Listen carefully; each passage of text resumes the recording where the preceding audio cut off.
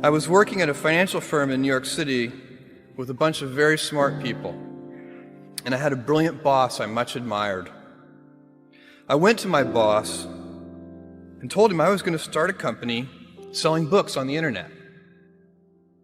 He took me on a long walk in Central Park, listened carefully to me, and finally said, "That sounds like a really good idea, but it would be an even better idea for someone who didn't already have a good job. You can have a job, or you can have a career, or you can have a calling.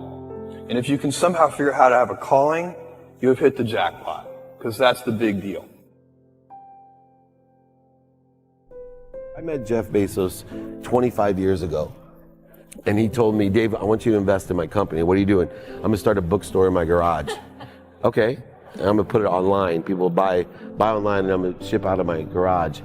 But if you invest in me, Dave, someday I'm going to be the richest man in the world. I'll do over $100 billion. First of all, there is no such thing as $100 billion 25 years ago. Statistically, there's no such thing. Countries didn't have 100. Our national debt wasn't $100 billion. And this dude's telling me at 26 years old that he's going to be the richest man in the world because he has a garage and the internet? That was his truth.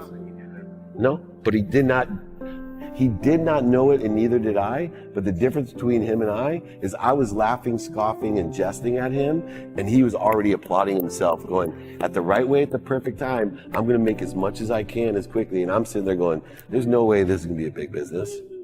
Do something you're very passionate about, and don't try to chase what is kind of the hot passion of the day. Seen in that light, it really was a difficult choice. But ultimately, I decided I had to give it a shot. I didn't think I'd regret trying and failing. And I suspected I would always be haunted by a decision to not try at all. After much consideration, I took the less safe path to follow my passion, and I'm proud of that choice. As a young boy, I had been a garage inventor. I'd invented an automatic gate closer out of cement-filled tires, a solar cooker that didn't work very well out of an umbrella and aluminum foil, baking pan alarms to entrap my siblings.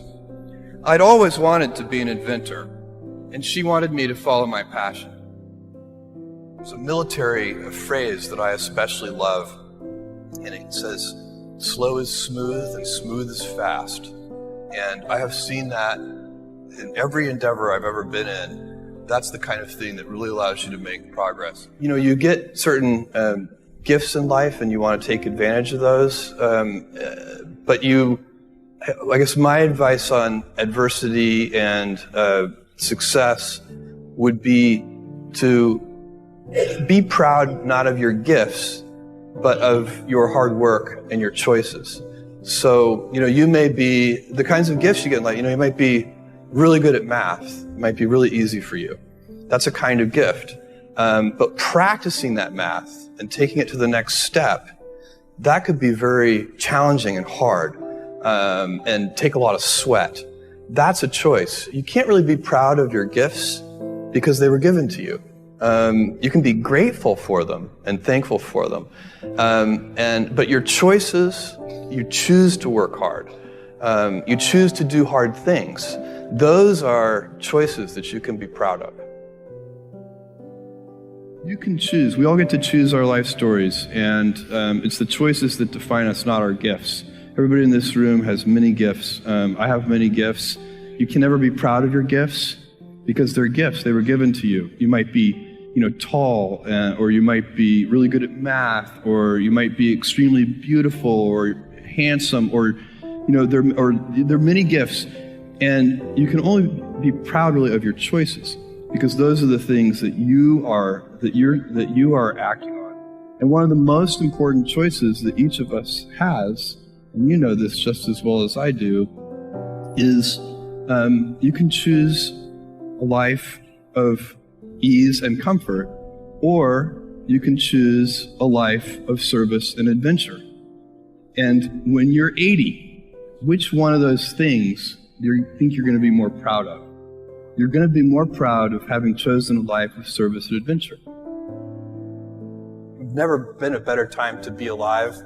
I mean, it's just incredible the amount of inspiration that the world generates for me, and I think for a lot of people. It's insane, the amount of change and invention and opportunity. Your life, the life you author from scratch on your own, begins. How will you use your gifts? What choices will you make? Will inertia be your guide, or will you follow your passions? Will you follow dogma, or will you be original? Will you choose a life of ease, or a life of service and adventure? Will you wilt under criticism, or will you follow your convictions? Will you bluff it out when you're wrong, or will you apologize? Will you guard your heart against rejection, or will you act when you fall in love? Will you play it safe, or will you be a little bit swashbuckling? When it's tough, will you give up, or will you be relentless? Will you be a cynic, or will you be a builder?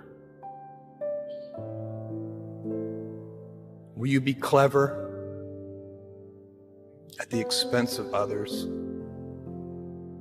or will you be kind? Every time you figure out some way of providing tools and services that empower other people to deploy their creativity, you're really onto something. You know, you're very lucky if you have a career. A lot of people end up with a job. If you don't love your work, you're never going to be great at it. Jules Verne, Mark Twain, Galileo, Newton, all the curious from the ages would have wanted to be alive, most of all, right now. As a civilization, we will have so many gifts, just as you as individuals have so many individual gifts as you sit before me. How will you use these gifts? And will you take pride in your gifts or pride in your choices?